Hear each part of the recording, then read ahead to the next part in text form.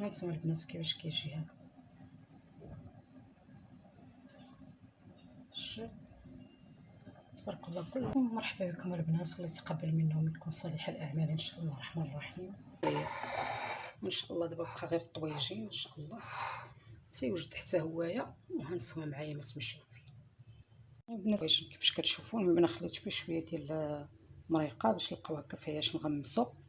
وهذيك البنات راه هي الكيكه شفتوها كيفاش جات. وهنا تبارك الله ها هو البغرير. وهنا درت واحد السلطه فروي وكنجمع فينا كاع الفواكه كاملين، البطيخ وكلشي، ليمون، المونغ، المشماش، اي فاكهه، البوعويد، اي حاجه كانت كنجمعها فيها. اما هي كندير لها شويه ديال القرفه وشويه من الزهر وصافي تنحطها.